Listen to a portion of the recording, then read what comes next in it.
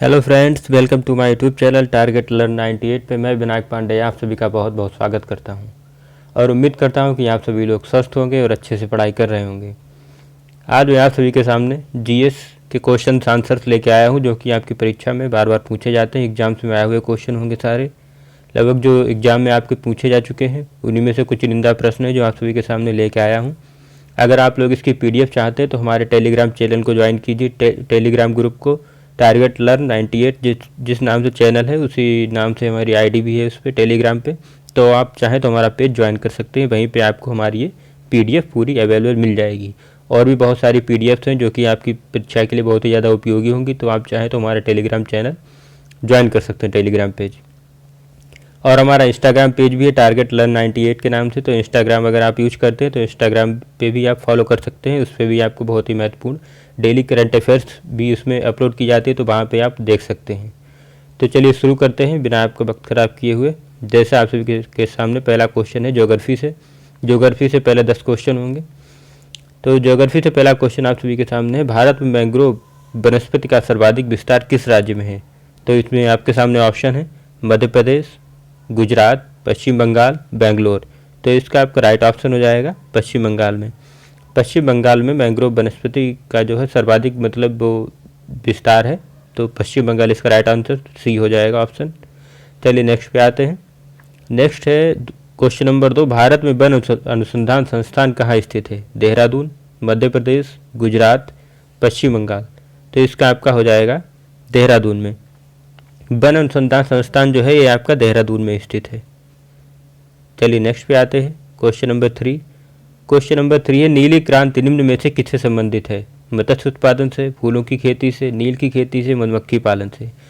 तो जो है आपकी नीली क्रांति ये आपकी मत्स्य उत्पादन से संबंधित है।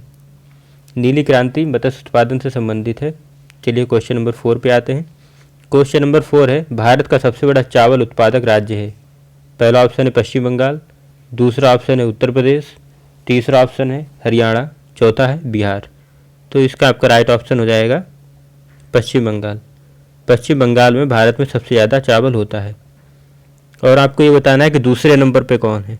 पहले नंबर पे तो आपका पश्चिम बंगाल हो गया, तो दूसरे नंबर पे कमेंट बॉक्स में बताइएगा कि दूसरे नंबर पे दूसरा मतलब किसका नंबर है चावल उत्पादन भारत में सबसे ज़्यादा।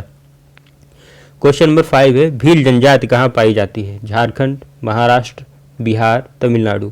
तो आपकी ये जो भील जनजाति है पाई जाती है महाराष्ट्र में। भील जनजाति जो है ये आपकी महाराष्ट्र में पाई जाती है। चलिए नेक्स्ट पे आते हैं। क्वेश्चन नंबर 6 है, किस ग्रह को सुबह का तारा कहा जाता है? सुबह का तारा या भोर का तारा भी जिसको कहते हैं, किस ग्रह को कहा जाता है? मंगल, शनि, शुक्र, बृहस्पति। तो इसका आपका राइट ऑप्शन हो जाएगा शुक्र को कहा जाता है। शुक्र को सुबह का तारा या भोर का तारा कहा जाता है। इसका सी ऑप्शन सही हो जाएगा। चलिए नेक्स्ट पे आते हैं। नेक्स्ट है, निम्नलिखित में से सौरमंडल का सबसे बड़ा ग्रह कौन सा है? पृथ्वी, शनि, बृहस्पति, मंगल। तो इसका राइट ऑप्शन हो जाएगा बृहस्पति, सी ऑप्शन सही हो जाएगा। सौरमंडल का सबसे बड़ा ग्रह बृहस्पति को कहा जाता है। बृहस्पति जो है ये सौरमंडल का सबसे बड़ा ग्रह है। इसका सी ऑप्शन सही हो जाएगा। चलिए क्वेश्चन नंबर 8 पे आते हैं। क्वेश्चन नंबर 8 है, किस महाद्वीप से होकर कर्क, विषुवत एवं मकर तीनों रेखाएं गुजरती हैं? ऑस्ट्रेलिया, उत्तरी अमेरिका, एशिया, अफ्रीका। तो इसका राइट ऑप्शन हो जाएगा अफ्रीका से। अफ्रीका से कर्क, विषुवत एवं मकर तीनों रेखाएं होकर गुजरती हैं। कर्क, विषुवत और मकर ये तीनों रेखाएं अफ्रीका से होकर गुजरती हैं, अफ्रीका महाद्वीप से। चलिए क्वेश्चन नंबर 9 पे आते हैं। क्वेश्चन नंबर 9 है, भारत का सबसे लंबा बांध कौन सा है? भाखड़ा नांगल बांध, रिहंद बांध, हीराकुंड बांध, नागार्जुन बांध। तो इसका आपका राइट ऑप्शन हो जाएगा सी, हीराकुंड बांध। आप सभी लोग जानते ही होंगे हीराकुंड बांध भारत का सबसे लंबा बांध है। ये क्वेश्चन एग्जाम में पूछा हुआ भी है, भारत का सबसे लंबा बांध कौन सा है? तो आप लोग लगा देंगे हीराकुंड बांध। इसका सी ऑप्शन सही हो जाएगा। चलिए नेक्स्ट पे आते हैं। क्वेश्चन नंबर 10 है, निम्न में से वह कौन सी नदी है जिसका उद्गम भारत में नहीं है? आप लोग को ये बताना है निम्न में से मतलब इनमें से कौन सी नदी है जिसका उद्गम स्थल भारत में नहीं है? चिनाब, ब्यास, सतलज, रावी। तो सतलज का जो है इसका उद्गम भारत में नहीं है। चलिए नेक्स्ट पे आते हैं। Question number 11। अब यहाँ से आपके पॉलिटी के 10 क्वेश्चन होंगे। भारतीय संविधान में संसदीय शासन व्यवस्था को किस देश के संविधान से लिया गया है? भारत का जो संविधान है उसमें संसदीय शासन व्यवस्था को किस देश के संविधान से लिया गया है, ये आपको बताना है। America, Britain, France, Japan. तो इसका आपका राइट ऑप्शन हो जाएगा बी, ब्रिटेन से लिया गया है संसदीय शासन प्रणाली को। संसदीय शासन प्रणाली जो है हमारे संविधान में, इसको ब्रिटेन से लिया गया है। और जो है संसद के 3 अंग होते हैं, लोकसभा, राज्यसभा और राष्ट्रपति। संसद के ये 3 अंग होते हैं। अगर ये पूछ लेता है कि लोकसभा किस आर्टिकल में दिया हुआ है, तो आपका ये दिया हुआ है आर्टिकल 81 में, और राज्यसभा आपका दिया हुआ है आर्टिकल 80 में दिया हुआ है। और प्रेसिडेंट तो आप सभी लोग जानते ही होंगे। और जो संसद है, संसद आपका दिया हुआ है आर्टिकल 79 में। आर्टिकल 79 में संसद दिया हुआ है। संसद आपका जो है ये आर्टिकल 79 में दिया हुआ है, तो इसका आपका राइट ऑप्शन हो जाएगा बी। संसदीय शासन व्यवस्था जो है प्रणाली, ये आपकी ब्रिटेन से ली गई है। इतनी चीज़ें आपको इसके बारे में पता होना चाहिए। लोकसभा आर्टिकल 81, राज्यसभा 80। और अगर ये पूछ लेता है कि लोकसभा मतलब जो मेंबर होते हैं उनका कार्यकाल कितने वर्ष का होता है, तो 5 वर्ष का होता है। राज्यसभा का 6 वर्ष का होता है। राज्यसभा के जो मेंबर होते हैं उनका कार्यकाल 6 वर्ष का होता है और लोकसभा के 5 वर्ष का। और जो है संसद आपका आर्टिकल 79 में दिया हुआ है। चलिए नेक्स्ट पे आते हैं। क्वेश्चन नंबर 12 है, भारत में स्वतंत्रता के बाद प्रथम आम चुनाव कब संपन्न कराए गए थे? भारत में स्वतंत्रता के बाद प्रथम आम चुनाव कब जो है संपन्न कराए गए थे? 1947, 50, 52, 56। तो इसका आपका राइट ऑप्शन हो जाएगा 1952 में। 1952 में जब भारत स्वतंत्र हुआ था, उसके बाद में 1952 में जो है प्रथम आम चुनाव जो करवाए जाते हैं वो संपन्न हुए थे 1952 में। ये पूछ रहा है 1952 में ही लोकसभा का भी गठन हुआ था। 1952 में ही लोकसभा का गठन हुआ था। लोकसभा का गठन अगर ये पूछ लेता है एग्जाम्स में कि लोकसभा का गठन कब हुआ था, तो आप लोग लगा देंगे 1952 में। और अगर ये पूछ लेता है कि आप प्रथम आम चुनाव कब संपन्न कराए गए थे, तो वो भी 1952 में ही संपन्न कराए गए थे।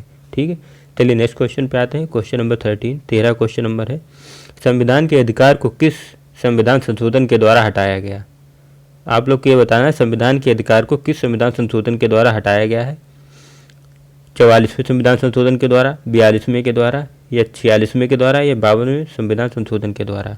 तो इसका आपका ए ऑप्शन सही हो जाएगा। 44वें संविधान संशोधन के द्वारा संपत्ति के अधिकार को हटाया गया। 44वें संविधान संशोधन के द्वारा संपत्ति के अधिकार को हटाया गया। इसका ए ऑप्शन आपका सही हो जाएगा। चलिए नेक्स्ट पे आते हैं। लोक कल्याणकारी राज्य की अवधारणा किसमें निहित है? मूल अधिकार, राज्य के नीति निर्देशक तत्व, मूल कर्तव्य, सर्वोच्च न्यायालय। तो इसका आपका राइट ऑप्शन हो जाएगा राज्य के नीति निर्देशक तत्व। लोक कल्याणकारी राज्य की अवधारणा राज्य के नीति निर्देशक तत्व में निहित है। चलिए नेक्स्ट पे आते हैं। क्वेश्चन नंबर 15 है, संविधान में मूल कर्तव्यों को शामिल करने की प्रेरणा किस देश से ली गई है? संविधान में मूल कर्तव्यों को शामिल करने की प्रेरणा किस देश से ली गई है? रूस, जर्मनी, फ्रांस, चीन। तो इसका आपको राइट ऑप्शन हो जाएगा ए, रूस से। संविधान में मूल कर्तव्यों को शामिल करने की प्रेरणा जो है आपका रूस से ली गई है। ये ऑप्शन इसका राइट हो जाएगा। चलिए नेक्स्ट क्वेश्चन पे आते हैं। क्वेश्चन नंबर 16 है, राज्य धन विधेयक पर अपनी सहमति कितने दिनों तक रोक कर रख सकती है? राज्य धन विधेयक पर अपनी सहमति कितने दिनों तक रोक कर रख सकती है? 14, 15, 30, 18। ये शायद आप सभी लोगों को पता भी होगा। तो इसका आपका राइट ऑप्शन हो जाएगा 14 दिनों तक। 14 दिनों तक जो है धन विधेयक को रोक के रख सकता है राज्यसभा। धन विधेयक अगर ये पूछ लेता है किस आर्टिकल में दिया हुआ है, तो आपका दिया हुआ है 110 में, 110 में दिया हुआ है।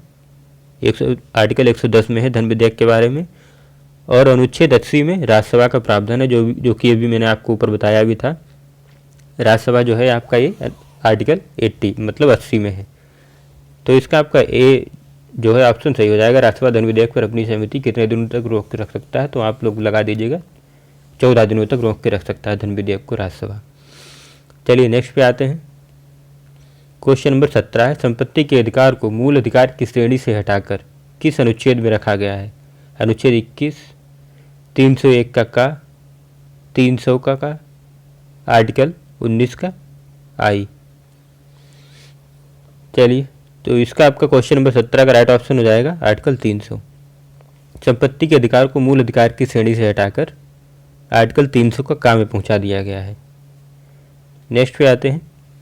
क्वेश्चन नंबर 18 है, भारतीय संविधान में भाग 4 किसके बारे में बताता है? मूलभूत अधिकार के बारे में, नागरिकता के बारे में, राज्य के नीति निर्देशक तत्वों के बारे में, मूलभूत कर्तव्य के बारे में। तो इसका आपका राइट ऑप्शन हो जाएगा सी, राज्य के नीति निर्देशक तत्वों के बारे में बताता है। डीपीएसपी जिसको बोलते हैं हम लोग शॉर्टकट में डीपीएसपी। भारतीय संविधान में भाग 4 जो है राज्य के नीति निर्देशक तत्वों के बारे में बताता है। और ये पूछ लेता है कभी कभी मतलब किस देश से क्या लिया गया है। डीपीएसपी को जो है ये आयरलैंड से लिए गए हैं, इनको जो है आयरलैंड से लिया गया है डीपीएसपी को। ये पूछ लेता है कि मतलब राज्य के नीति निर्देशक तत्व हैं जो किस देश से लिया गया है इनको, तो ये आयरलैंड से इनको लिया गया है। और ये पूछ लेता है कि मतलब किस भाग में है ये, तो भाग 4 में है। ये जो है आपका भाग 4 में दिया हुआ है। डीपीएसपी राज्य के नीति निर्देशक तत्वों के बारे में भाग 4 में दिया हुआ है और ये आप आयरलैंड से लिए गए हैं, इतना आपको पता होना चाहिए। तो भारतीय संविधान में भाग 4 में किसके बारे में बताता है? तो ये आपको बताता है राज्य के नीति निर्देशक तत्वों के बारे में, जो कि आपके आयरलैंड से लिए गए हैं और पार्ट 4 में है संविधान के। चलिए नेक्स्ट पे आते हैं। क्वेश्चन नंबर 19 है, चुनाव आयोग संविधान के किस अनुच्छेद में निहित है? Article 256, article 355, article 324, article 320।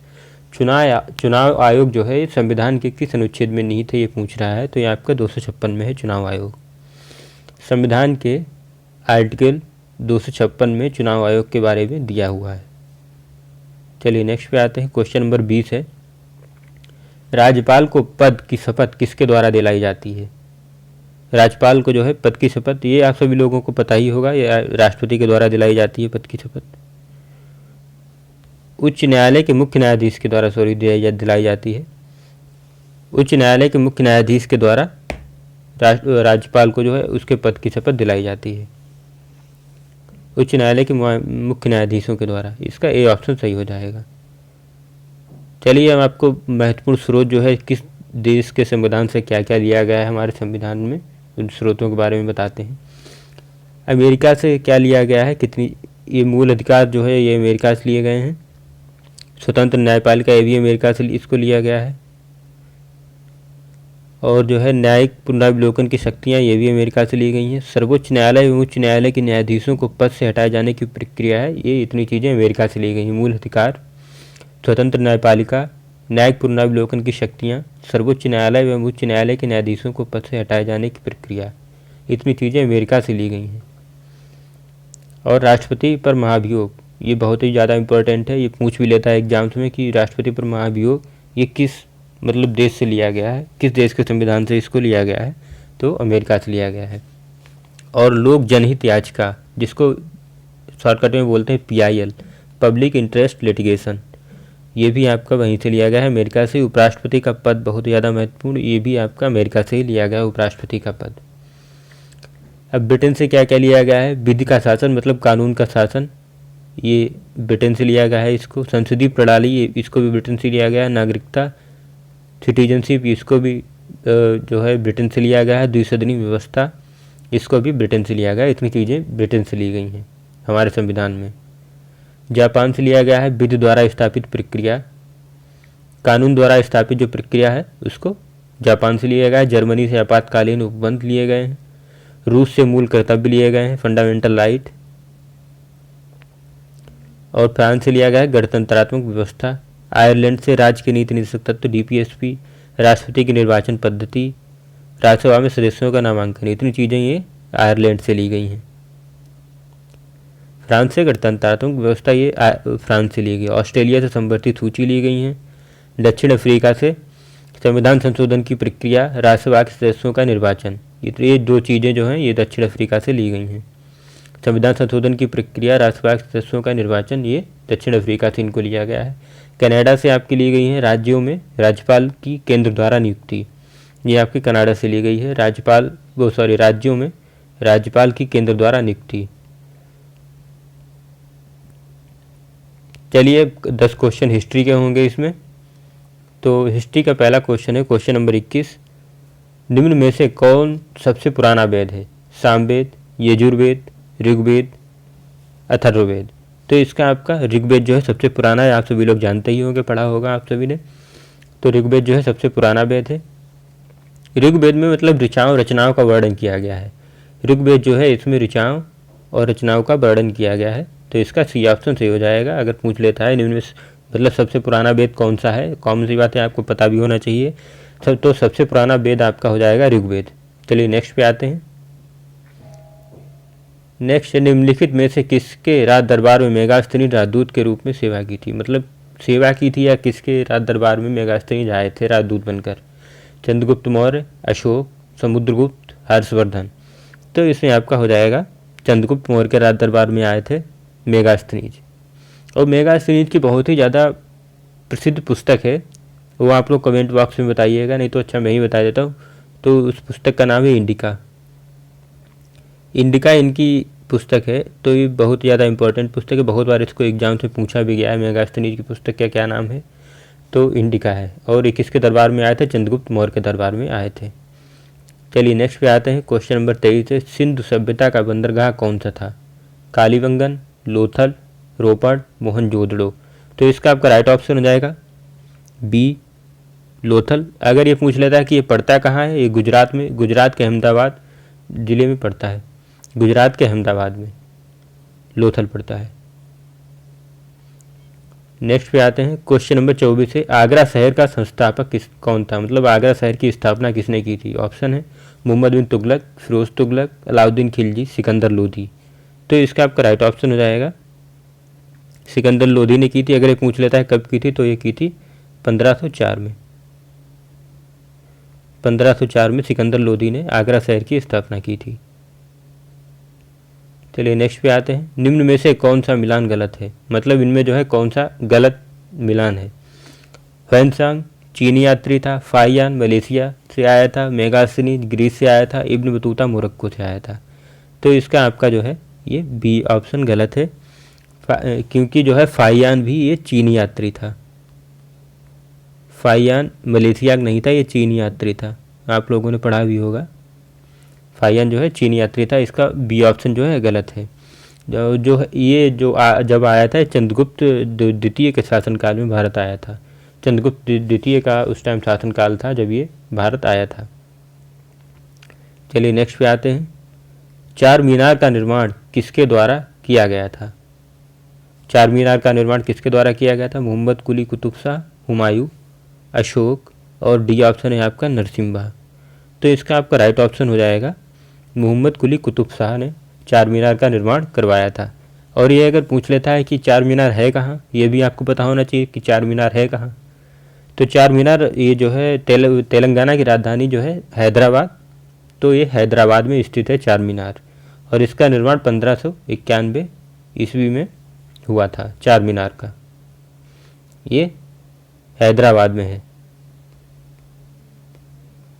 चार मीनार जो है ये आपका हैदराबाद में मोहम्मद कुली कुतुब शाह ने इसका निर्माण करवाया था। चलिए क्वेश्चन नंबर 27 पे आते हैं।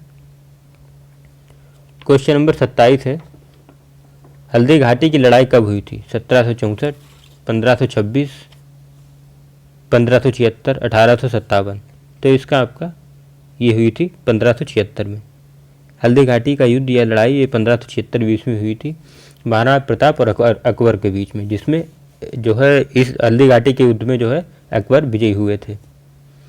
हल्दी घाटी का युद्ध महाराणा प्रताप और अकबर के बीच में हुआ था, जिसमें जो है अकबर की जीत हुई थी। और ये पूछ ले कि कब हुआ था, 1576 ईस्वी में हुआ था। सी ऑप्शन इसका सही हो जाएगा। क्वेश्चन नंबर 28 पे आते हैं। किसके मुगल साम्राज्य की राजधानी को आगरा से दिल्ली स्थानांतरित किया था। किसने मुगल साम्राज्य की राजधानी को आगरा से दिल्ली स्थानांतरित किया था। हुमायूं, जहांगीर, औरंगजेब, शाहजहां। तो शाहजहां ने, डी ऑप्शन इसका सही हो जाएगा। शाहजहां ने मुगल साम्राज्य की राजधानी को आगरा से दिल्ली स्थानांतरित किया था 1648 AD में।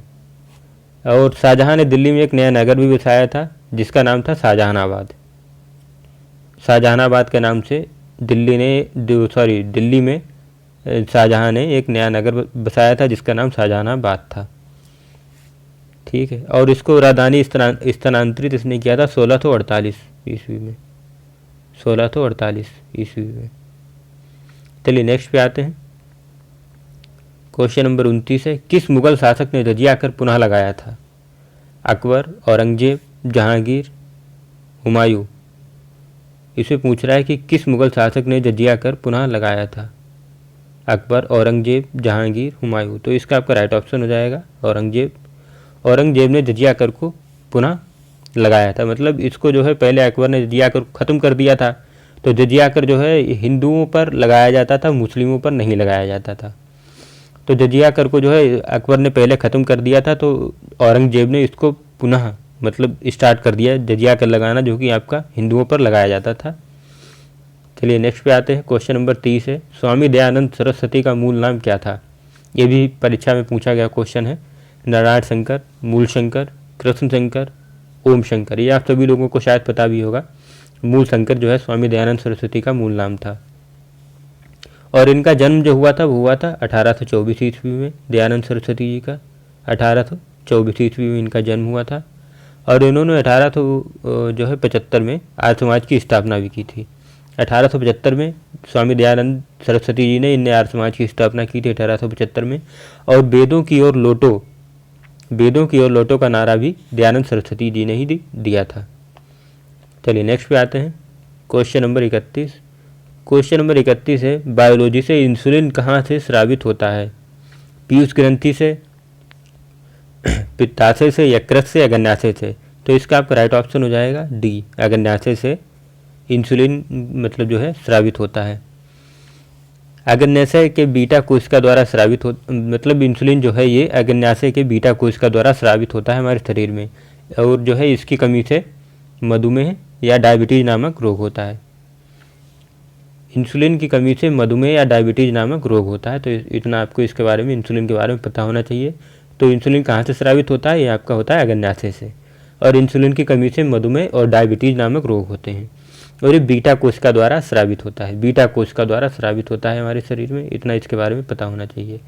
चलिए नेक्स्ट क्वेश्चन पे आते हैं। क्वेश्चन नंबर 32 है, रक्त जमने में किस तत्व की भूमिका सबसे ज़्यादा होती है हमारे शरीर में? रक्त जब जम जाता है तो किस तत्व की भूमिका सबसे ज़्यादा होती है? Ca, Fe, Mg, Cu। तो इसका राइट ऑप्शन हो जाएगा कैल्शियम की। रक्त जमने में किस तत्व की भूमिका सबसे ज़्यादा होती है? तो कैल्शियम की भूमिका सबसे ज़्यादा होती है जो हमारे शरीर में रक्त जम जाता है। हमारे शरीर में रक्त को जमने में फाइब्रोडिन नामक प्रोटीन जो है सहायता करता है। फाइब्रोडिन जो नामक प्रोटीन होता है वो हमारे शरीर में रक्त को जमने में सहायता करता है हमारे शरीर में। तो इसका आपका ए राइट ऑप्शन हो जाएगा। रक्त जमने की भूमिका सबसे ज़्यादा कैल्शियम में होती है। चलिए नेक्स्ट क्वेश्चन पे आते हैं। मानव शरीर में जल की मात्रा कितनी होती है? 50%, 60%, 80%, 90%। तो मानव शरीर में जल की मात्रा होती है 60%। और ब्रेन में अगर पूछ लेता है ब्रेन में जल की मात्रा कितनी होती है? 75% होती है। और ब्लड में 83% होती है। और हार्ट होता है जो हमारा दिल, उसमें जो है पानी की मात्रा कितनी होती है, जल की मात्रा? तो 79% होती है। और बोन्स जो हमारी हड्डियाँ होती हैं उनमें जल की मात्रा होती है 22%। और मानव शरीर में जल की मात्रा मतलब पूरे अगर शरीर में पूछ लेता है तो 60% होती है। चलिए नेक्स्ट पे आते हैं। स्वस्थ मनुष्य के शरीर में रक्त की मात्रा कितनी होती है? 1 से 2 लीटर, 5 से 6 लीटर, 7 से 8 लीटर, 9 से 10 लीटर। तो इसका आपका राइट ऑप्शन हो जाएगा बी, 5 से 6 लीटर स्वस्थ मनुष्य के शरीर में रक्त की मात्रा होती है। क्वेश्चन नंबर 35 है, रक्त को शुद्ध करने वाला अंग कौन सा होता है? दिमाग, दिल, फेफड़ा, किडनी। तो इसका राइट ऑप्शन हो जाएगा किडनी। रक्त को शुद्ध करने वाला अंग किडनी होता है। नेक्स्ट पे आते हैं। क्वेश्चन नंबर 36 है, कंप्यूटर डाटा की सबसे छोटी इकाई है? Record, file, bit, byte. तो इसका राइट ऑप्शन हो जाएगा बिट। कंप्यूटर डाटा की सबसे छोटी इकाई जो है बिट है। क्वेश्चन नंबर 37 पे आते हैं। कंप्यूटर की परमानेंट मेमोरी को क्या कहते हैं? रैम, रोम, CPU, CD रोम। तो कंप्यूटर की परमानेंट जो है इकाई को कहते हैं रोम, रैंडम ओनली मेमोरी। इसकी फुल फॉर्म होती है रैंडम ओनली मेमोरी। और रैम की फुल फॉर्म होती है रैंडम एक्सेस मेमोरी। चलिए नेक्स्ट पे आते हैं। कंप्यूटर से क्वेश्चन है, पहली कंप्यूटर भाषा कौन सी विकसित की गई थी? COBOL, R15 basic, Fortran, pascal. तो इसका राइट ऑप्शन हो जाएगा फोर्ट्रान। फोर्ट्रान जो है पहली कंप्यूटर भाषा को विकसित किया गया था, तो उसका नाम था फोर्ट्रान। चलिए क्वेश्चन नंबर 39 पे आते हैं। क्वेश्चन नंबर 39 है, निम्नलिखित में से कौन सा हार्डवेयर नहीं है? प्रोसेसर चिप, प्रिंटर, माउस, जावा।